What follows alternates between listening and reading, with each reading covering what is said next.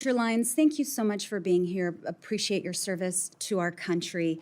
I represent the border community and the people of El Paso and the people of Fort Bliss, and no one values border security more than those of us who live there and folks like me who've raised our families there.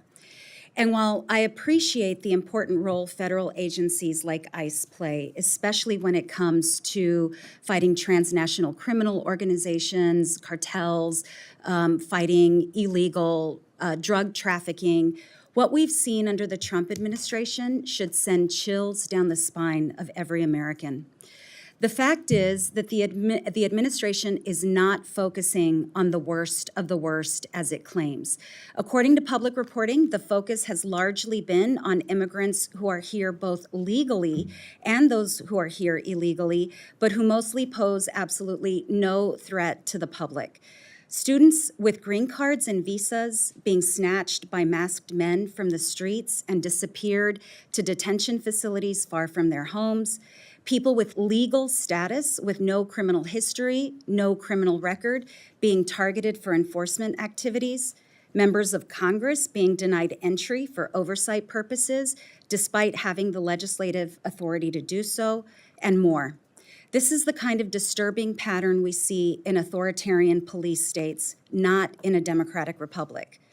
Most Americans may not know that ICE is a relatively small agency and that the vast majority of federal funding doesn't go for federal operations per se, it goes to private prisons and their CEOs. We've also seen certain members of Congress benefit from the stock trading associated with the growth and expansion of some of these corporations. Detention facilities should adhere to the strictest of standards. Local jails have to. But the track record for some of these private operations is abysmal. And I'd characterize what happens inside of them as tantamount to human rights abuses.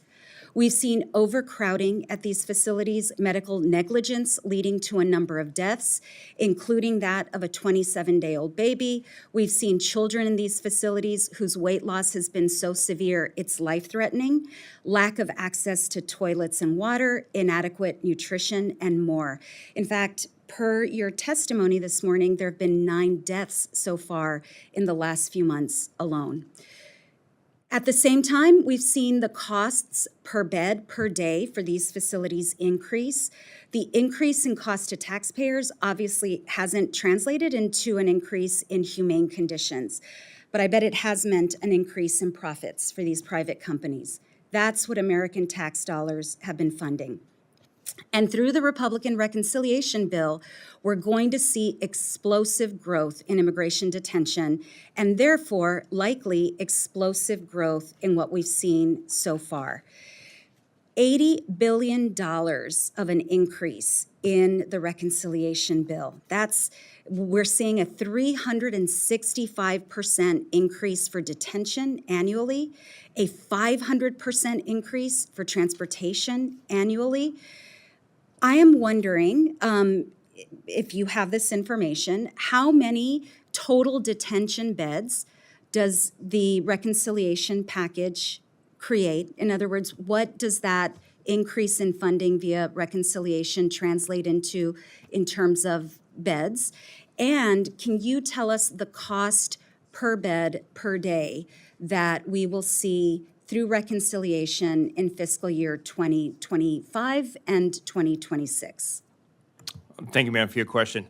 In regards to reconciliation, ma'am, as I said earlier, ICE is fiscally responsible for us to focus on reconciliation on something that hasn't happened. What we're focused on is working with your committee and working with members of Congress to ensure that we do add to our bed space capacity in the proper and fiscal way.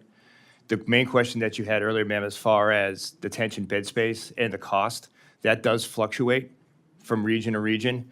What I would really like to ask this committee and help on is in a lot of these sanctuary jurisdictions where we would not have to work with private corporations, there's a lot of state legislation which bars cooperation with ICE. We would much rather partner with a sheriff's department or a state corrections agency, someone that's in a state where an individual is arrested, that we don't have to transport all around the country due to lack of bed space. We would really appreciate the support on that. So Director Lyons, back to my question, have you looked at reconciliation and how much bed space that would create? Yes, ma'am. We are currently, ICE is right now, we are forecasting to move forward on 100,000 beds. But however, we don't have that money now.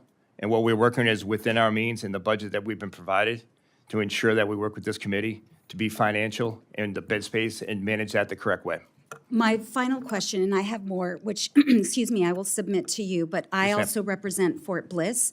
We know for a fact, I used to serve on the House Armed Services Committee. We know for a fact that in the past, when military bases have been used for immigration purposes, it has degraded our military readiness, which is one of the many reasons why I oppose using Fort Bliss for detention.